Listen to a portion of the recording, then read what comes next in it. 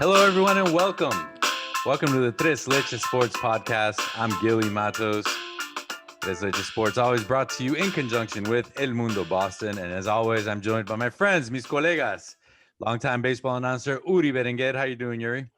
I'm all right, Gil. I'm all right, brother. What's going on? I'm over here dealing with a little bit of a chill. We just a tad bit cold. I mean, I guess compared to what you're dealing with, but I'm getting sick and tired of you rubbing it in, bro. I'm getting real sick and tired of you constantly reminding me what the temperature is like in Miami. Enough is enough, right? I mean, I see a long-time Patriots and Revolution reporter Omar Cabrera over here as well, wearing a ski hat. It's 75 degrees here. How is it over there? What's up, O? It was a little windy yesterday and today, but I take it. It's all right. I'm just happy to be here with you guys. And also the good news is that soon enough we'll be able to go to the stadiums in Boston. So I'm looking forward to that. So you know what? It's all right. You can rub it in, but at least we'll be sending you pictures from the stadiums soon enough, Gil. I hear what you're saying because I have to I live by the Miami River, so it gets a little windy sometimes. So it's 75 tonight, so I'll have to wear a light jacket when I go out to walk the dogs later. I love how Omar said to you earlier on. He goes, "It's so much nicer tonight, though. It's so much." Yeah, and I checked the weather. It's feels like 13. I meant windy wise. But anyways, today's such a sports podcast. Three guys, three topics in the world of sports, and we start off with the New England Patriots, who finished the season 7-9 and missed the playoffs for just the third time this century.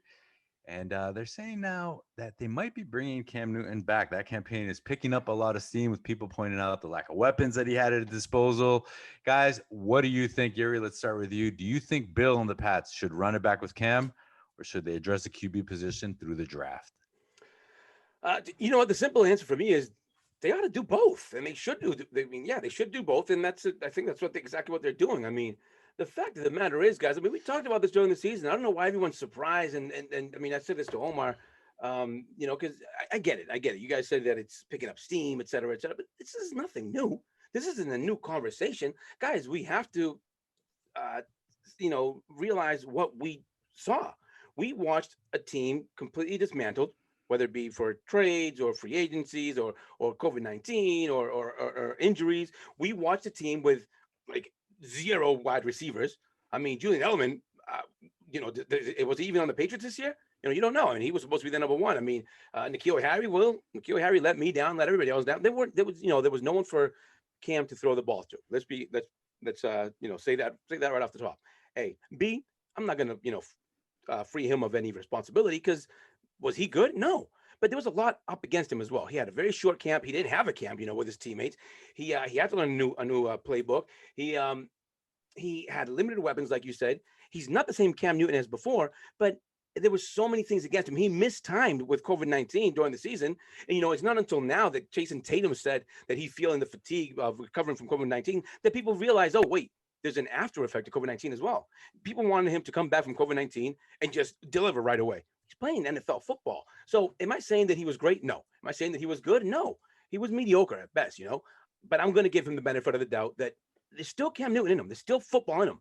There's still, I think, the reason to believe that he can do more than what we saw last year, especially if you address the need of weapons. If you address the need of weapons and obviously getting back to a little bit more of normalcy, more normal football. And the second year of experience with that offense is definitely not going to hurt. My big concern with what we saw from Cam Newton is that even if he had Jerry Rice in his prime and Randy Moss in his prime there were still a lot of throws that even if they were 10, 15-yard outs that were way away from the receivers, doesn't matter who it was going to catch it. Omar, what are your thoughts on this? Do you think that they should run it back with Cam, or is it something that should be addressed through the draft or free agency? Gil, I'm with you on that one. I know, a lot of throws he made last year made you had scratch, and I know it has to do a lot with his shoulder issues. We all know that. No, that's not a secret. Hopefully, he can come back a little healthier this year, and a lot of those bad throws he made last year, he won't be making them this year. But just like Yuri, I'm not a Cam hater, and I actually think that the Patriots can do both. They can do both. They can sign him for the short term, because to me, that's the short-term solution. But they also need to address this issue through the draft for the future, the future solution. So I think they can do both. And I think, not any young quarterback is going to come here and take us to the promised land. We all know that it takes a couple of years to develop a young quarterback. So no one's going to come here and take us to, the Super Bowl, at least deep into the playoff right away. So we need someone like Cam Newton or another veteran quarterback, who the Patriots can trust to finally, make us contenders again next year. So do I think they should give Cam Newton a second chance? I think so. You know what? We need Cam Newton who can come back hungry, and I think he's going to come back hungry next year. And second year under his belt, under the Patriots system, he's going to do so much better. A proper camp, no COVID issues, and more weapons. I think Cam Newton can definitely make the Patriots contenders again. Can I add something real quick, Gil? I'm sorry, because he caught my attention with something he said. He said that if they bring some other veteran back, they can bring us back to make the team contenders again. Well, what veteran quarterback do you have right now that's available that you think is going to make them a contender with what they have right now? That's what I'm saying. I'm saying the fact is that I don't know that there were any other options that would have done much better, if better at all, than Cam Newton. I mean, is there really anybody out there that you can really say, oh, yes, he'll definitely make us a contender if you don't address the need of wide receivers and tight ends? Is there? Omar? I thought Gil was gonna answer. Well, you're right, Gil. I mean, there's definitely no one available. We're gonna have to. Well, we'll see who becomes available. Just Alex Smith just became available. This last couple of days, so that could be an option. You know what? And I think there's other veterans out there who are going to become available. But same thing, are they that much better than Cam Newton? You're right. So we can go back and forth. The things that I see. The other side, white people don't want Cam Newton back because they feel like he had a chance already. He could improve himself. What happened? Did you say white people don't want him? No, I said white. I said white people. No, I didn't say white. I said white people. So I'm trying to start here something. I can see why people didn't, like him last year. They feel like he had a chance and he blew it. No, I feel like, honestly, like a second chance with full camp and everything under his belt, he could do much better next year. Yeah, I just think to all the Pats fans who think that the Pats are going to trade for Rodgers, for Russ, or Deshaun, they need to pump the brakes because none of that's going to happen. Like those guys aren't going to come here. I think Deshaun Watson does get traded before the season starts just because of that situation is so toxic. But we don't have what Miami can offer. We don't have like what other teams can offer. Or the Jets. So that's not going to happen. So what does that leave us with? The Dak Prescott, they're not going to break the bank and pay Dak $44 million. That's Dallas's issue there. So leaves you with what? Jacoby Brissett, Tyrod Taylor, Trubisky. Omar loves Tyrod Taylor. The most exciting player. Yes, he does. Yes, he does. The most exciting player in the world, Jameis Winston. So I mean, I don't know. What's the other option? Like somebody like, I think Cam's a good option. I think if Jimmy Garoppolo becomes available, then that's a good option because he knows the system. I think Ryan Fitzpatrick is a good bridge quarterback. If you bring somebody else in, he can be their understudy, the young guy's understudy. But guys, Bill has more money than any other team heading into free agency. He is 68 years old. There's not much time left in there for him to do stuff. I mean, I don't see Bill, doing this till he's, mid 70s, right? So this isn't a rebuilding thing. Omar said he's got four more Super Bowls left in season. I think former Super Bowls. Former Super Bowls. He's gonna make it to 10 with the Patriots. So that's the one thing, right? At this point, at 68 years old, does he want to rebuild? Does he want to draft a quarterback in the first round and put all his eggs in that basket? I don't think it's going to happen. So, it's interesting to see if he's going to make a splash through free agency, through a trade or something like that. I just don't see who would be available there for them. Let me ask you this: Why do you say that you don't see Bill here for much longer? What has he said? What has he done that has made you feel that way? No, he's just talking about the age. 68 years old. Yeah. Okay. Yeah. I mean, he's 68 years old. It's that's the only argument. That's it. Yeah. Every year after 68, it's like, do you want to keep doing these long days, long years, everything else? I think he's the kind of person who does. I think he's sick in the head. I think you know what? I say this about my dad all the time. My damn dad can't sit still. He's freaking 82 years old, and he wants to be out cutting mowing the lawn when it's 90 degrees out in Massachusetts. With and the reality is that if he stops, that's when he's gone. That's when he dies. My dad can't stop, and I think Bill Belichick, the same kind of law applies to Bill Belichick. That guy doesn't know anything other than football. That's been his life. I think I wouldn't be surprised if Bill wasn't around for another if Bill was around rather for another 5-6 years, I wouldn't be. But by that same rationale, right? Like using your dad as an example, he's out in the garden doing stuff that's going to yield him crops pretty quickly. He's not out there planting an oak tree that in 30 years. My dad ain't got no green thumb. But yeah, I'm just using it as a comparison. They're not doing stuff like, if they're making investments, they're not making investments for something that's going to flourish 30 years from now. They're making investments for something that they're going to see quickly. So the point with Bill is I don't see him gutting this roster, rebuilding and being like, yeah, in 4 years, we're going to be good. In 3 years, we're going to be good. They have a lot of cap space. They're going to have a lot of opportunity to make moves. Let's see what he can do with that. This argument can go on a lot longer. I'll tell you that much. Definitely. We need the whole podcast just for that one. Yeah. Tune in because we'll be talking about this in the next few weeks anyways. Anyway, guys, switching gears, with his total domination and third round knockout of Abni Yildirim to retain the WBC. I know that's what I said too. Who? The Turkish fighter. The WBC and the WBA super middleweight belt Saturday night in Miami, in Gil's hometown, new hometown. And Canelo Alvarez continues to move up the ladders in the talks of the greatest Mexican boxer of all time. But Gil E., with names like Salvador Sanchez, Julio Cesar Chavez, and Carlos Zarate, does his name belong in that conversation already? So Omar and Yuri, Mexico obviously has an amazing history of fighters and a tremendous love and passion for the sport. Like it's I would say like Puerto Rico is the only other one that really compares with that, right? As you mentioned, Chavez, Sanchez, you can throw Barrera, Marquez, Morales in there as well. But everybody goes back to the main guy, right? Everybody knows that Julio Cesar Chavez just isn't a former boxing champion. He is el gran campeón mexicano, right? But look, I don't like to be a prisoner of the moment, and certainly I don't like to have recency bias, but let's look at the facts, right? Chavez was 81-0 before he fought anyone considered to be world-class level. Damn, I love you. Damn, I love you. You're going down my road, brother. I like it. And this is true. And like Canelo at age 23 was fighting arguably one of the 5 greatest boxers of all time when he stepped in against Floyd, right? And he's not done yet.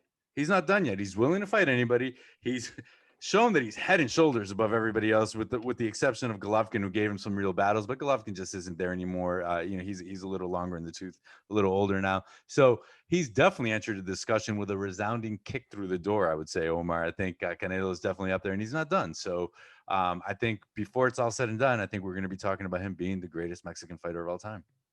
Definitely, with a record of 55-1-2, we all know he's a great warrior for sure. Probably the best pound for pound of the moment.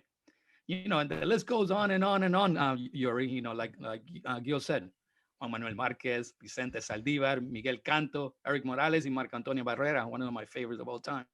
What are your thoughts? My thoughts are this. The reason why I got excited that, Gil gave his answer and told him he loves him. I love him because I do, because we're right there. We're right there. And I was actually taken aback by the way you asked that question. What really rubbed me the wrong way was your very last sentence. You said, "Does he even belong in that conversation yet?" Are you serious? Your audacity is absurd. Does he belong in that conversation? Are you ridiculous? Listen, the only one that can, with all due respect, yes, Mexico has been to boxing what the Dominican Republic has been to baseball. Simple as that. That's what it is. Mexico is to boxing, well, the DR has been to baseball. The greatest of the greatest, the most abundant. I mean, the history goes on and on, like you guys mentioned. But the fact of the matter is, the guy that comes up, the only guy that I'm going to put up there right now with him is El León de Culiacán, without a doubt. That is a Mexican boxing god. That's all about him. Julio Cesar Chavez. Simple as that. Yes, but dude, yes. His biggest point was exactly what I was going to say.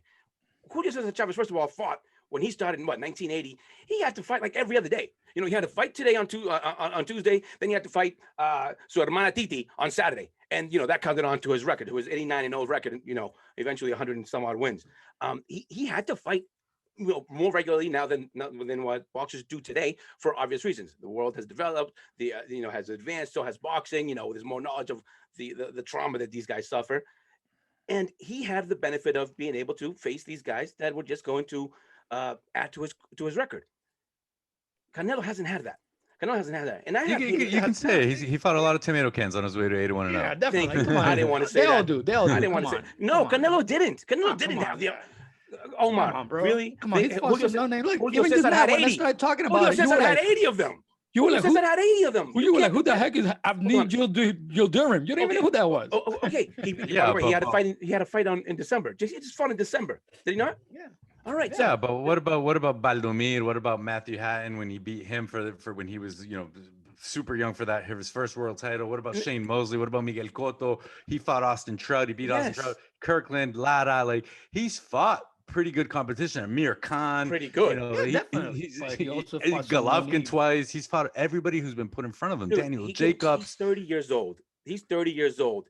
And he's going to become the first Mexican to unify the belts, by the way. He's going to become the first Mexican fighter to unify the belts, thankfully, because there's too many of them to be all over the place. He deserves to have them all because, like Gil said, he has beaten everyone that they've thrown at him. And he has beat them, has made most of these guys look real foolish. Simple as that. This guy is 30 years old. What he's doing, look, I've hated on him in the past. I absolutely have, because there's something about him, he doesn't have that pizzazz or whatnot. But when you watch this guy box, he's the real deal. We shouldn't be talking about him being in the conversation for greatest Mexican boxer of all time. This is one of the greatest boxers of all time, period. Dude, he's knocking on Mayweather's door. He's knocking on his door. Mayweather, what, 50-0? Canelo's knocking on that door. He's only 30. Don't get me wrong. I'm not saying that he shouldn't be in that list, but I mean, like, I still feel like, it might still be too soon.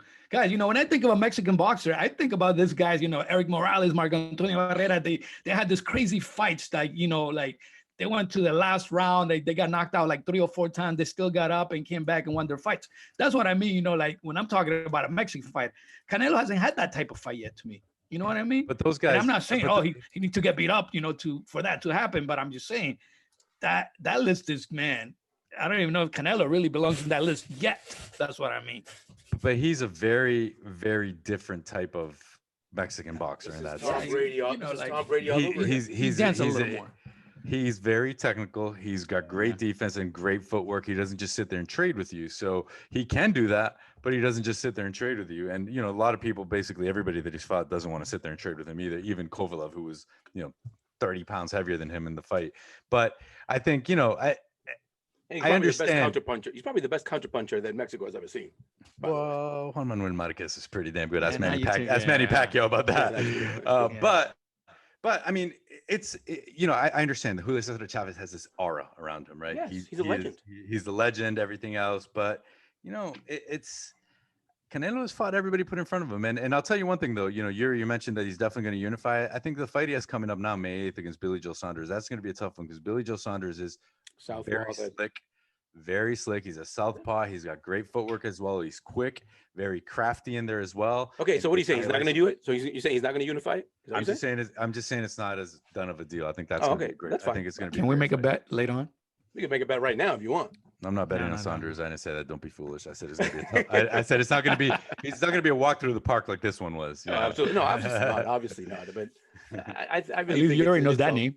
I think it's an insult that I thought the guy that he was fighting, or the guy. Stop trying to put words in my mouth. I thought the guy that he beat was actually my former boxing coach. But the reality is, guys, for you to say what really rubbed me, man, what really ticked me off, for you to say that does he belong in that conversation? That's absurd. Stop being so sensitive, man. That's absurd. No, dude, this is Tom Brady all over again. It's Tom Brady all over again. You do that. Oh man, you're so sensitive sometimes. You be hating. You be hating. He hates Jason Tatum too. I mean, I don't know. Yeah, thank you, Jason Tatum. Yeah, that's so sensitive. I know how to get to all of you real quick. But listen, guys, all right, real quick. Here we go, guys. It's finally here. Finally, the fight that we've all been waiting for. Finally, it gets decided who has the biggest floppers. That's right. Basketball versus soccer. It's finally coming down to it. Who has the biggest floppers? That's simple as that. We saw it start last week when on Thursday. Was it Thursday? Yeah, Thursday during an interview with Discovery in Sweden. AC Milan's forward Zlatan Ibrahimovic, right? I think I said it right. Ibrahimovic. He called out LeBron. He's hating on LeBron, a la Omar over here. He says, LeBron is phenomenal at what he's doing. But I don't like when people have some kind of status, they go and do politics at the same time. Do what you're good at. Do the category you do. I play football because I'm the best at playing football. I don't do politics. If I would be a politician, I would do politics. That is the first mistake people make when they become famous and they become in a certain status. Stay out of it. Just do what you do best because it doesn't look good. Of course, LeBron had to, respond pretty much saying, listen, man, I'm the wrong one. Simple as that. And then Ibrahimovic came back, said kind of, pretty much said, yo, mama, when he doubled down, I'm just kidding. He doubled down on Tuesday, pretty much just saying the same thing. You know what? He said, athletes unite the world, politics divide it. Our role is to unite the world by doing what we do best. Athletes should be athletes, and politicians should do politics. In other words, he just doesn't like seeing LeBron voice his opinion or, be out there. Um, this is a guy who's used to being controversial, but now he's going against a big boy. I'm going to start with you, Omar. What do you think? What do you think about Zlatan's comments against LeBron? Zlatan, I think he's being a little hypocrite over here. Maybe not a little, a lot of a hypocrite, because people know his story. In the past, he has criticized the media, because people who know Ibrahimovic, he comes, his background is, I believe, Arab, but he was born in Sweden. He's Bosnian and Croatian. Yeah. Bosnian, yes. Thanks, Gil, for correcting me. That's right. So, but he's always complained that there's racism in the media. And he always says that, a lot of the things that he did in the past, if his last name was Swenson or any of those last names that come from Sweden, they wouldn't criticize him as bad, but he always gets criticized because his last name is Ibrahimovic, So He's a bad same boy of thing. soccer. Hey, the bad boy of soccer. You know what? And he's always been like that. And I respect that. You know what? I think athletes are gonna, whether they like it or not, and whether we like it or not, they're role models to our kids, because kids are always gonna emulate them, whether we like it or not. They're gonna listen to them, they're gonna see what they do, and sometimes they're gonna try to do the same things they do. So I know a lot of people don't agree with that, but I think they are. I think they are. And in this case, you know what? LeBron James, I'm with LeBron James. And sometimes I hate on LeBron James too, but in this case, I'm with LeBron because LeBron, man, he uses this platform for a lot of great things, for a lot of great things. And I love his response. He said that, as long as you educate yourself, you're allowed to, give your opinion, to say what your thoughts are. And he said that, he has a lot of kids following him. And he's always going to stick up for them, because I agree with that. A lot of these kids, or not just kids, a lot of people out there don't have a platform, or someone who can defend them. So I think an athlete who has a platform can speak for a lot of these people. And in this case, that's LeBron James right there. The fact is, guys, we're talking about two guys. I mean, I know here in the U.S. especially, people know LeBron. He's a big name. Everybody knows LeBron. But when we're talking about Ibrahimovic, we're also talking about a superstar. 39-year-old guy who's been one of the best for a very long time, 20 some odd years. So when he talks, people listen as well, whether they like it or not. People listen. But yes, he has been a bad boy of soccer. When he comes out and calls out a guy like LeBron James, Gil, we've had this conversation plenty of times as well. Should athletes stand up for social injustices? Should athletes voice their opinions? When you have a superstar like Ibrahimovic calling out another superstar, we're talking about some, big boys going at it. Should athletes be held accountable by other athletes as well? So let me get this straight. So he used his platform to call out somebody else for using their platform.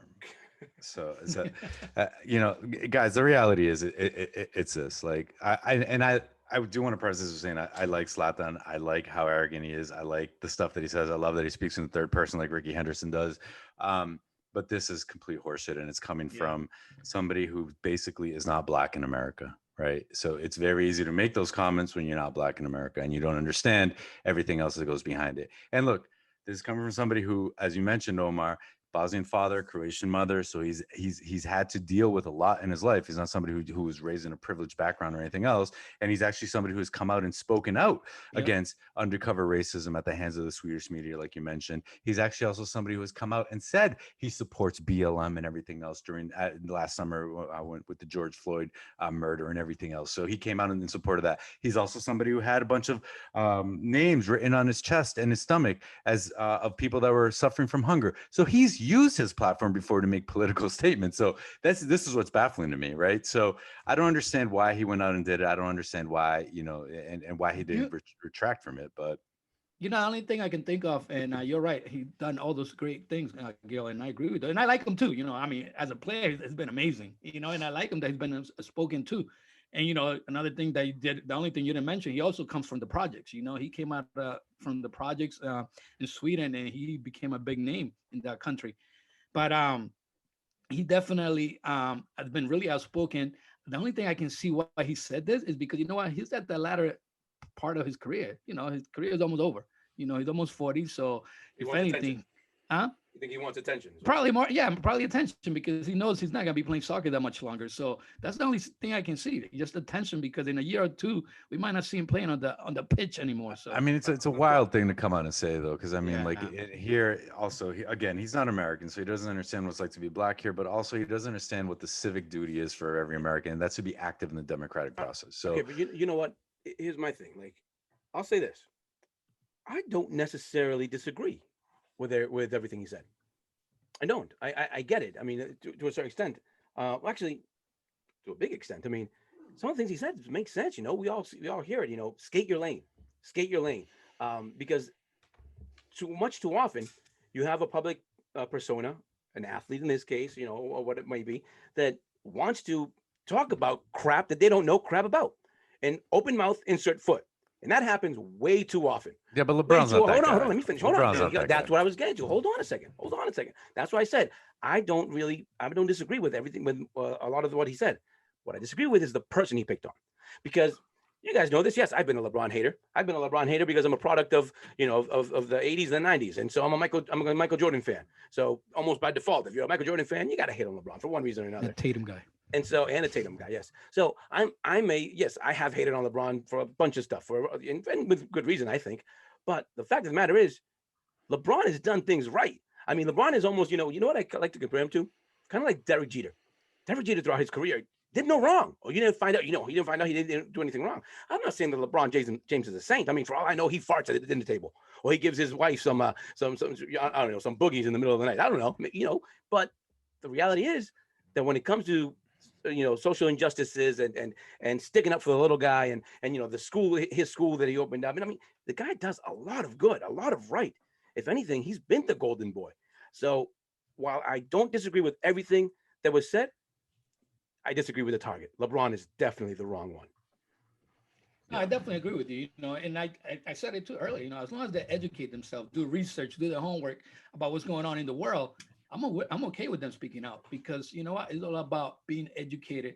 Don't you just come out and say nonsense stuff when you don't even know what you're talking about. So, I think LeBron's one of those guys. He always, he does his research and he knows what he's talking about. He doesn't just go there and start talking nonsense. But I mean, so you're going to go like all the way back in time and say like Jackie Robinson should have said anything, Kareem shouldn't have said anything, Bill Russell shouldn't have said anything, Muhammad Ali shouldn't have said anything, Jim Brown, like all those guys, all those pioneers that really paved the way for everybody. So it's a little ignorant to come say that from, as a, and I understand he's had struggles and everything, but as a white European coming in to say that, I don't think it's your place, So, you talk about skating your lane, skate your lane in that sense too, right? So, well, guys, we reached the final segment of the episode here, where we give an abrazo or a chancletazo, which is a hug or a spanking. And well, let's start off with you, Yuri. What do you got this week? By the way, does that mean that soccer won or basketball won? Who has the biggest floppers? Wasn't that the original argument? No, who won? I don't know. I saw a gif of some soccer player getting some white spray on his butt. I don't know what was going on there. Yuri, one of the biggest flopping moves I ever saw in my life was in baseball, when your boy Avra slapped Bronson Arroyo's arms. And you remember that? That's one of the biggest flop That's moves not I've ever flopping. seen. That's not flopping. That's trying to cheat. That's not flopping. That's trying to cheat. All right, for my abrazo chocolate, that's a dude. Guys, I'm almost as much of a jerk as Gil is when it comes to this segment. I give almost as many chancletazos as he does, but today I can't give out a chancletazo. Today, I am so proud to give out a huge abrazo again to my dragon family, all my dragons, all my boys, all my girls, all my friends, all my dragon family. Simple as that. BLA. Congratulations to Boston Line Academy. Of course, as you guys know, it's Omar and I went to school at Omar's high school. I want to get this right. I don't want to make sure I don't mess this up. They did win the city championships. First time since 1993 that the boys basketball team wins the city championships. They beat the New Mission Titans. So BLA, big abrazo to you boys. Congratulations. Go show them up, man. Go show that dragon pride. Yeah, 95% of the audience has no idea what you're talking about. I don't give a rat's ass. I don't give. I do. Omar, what do you got this week? Well, man, you know what? I'm sorry, but this week I have to copy Yuri because that's what I had. I'm sorry, I had nothing prepared, guys. Because you know what? I'm so proud.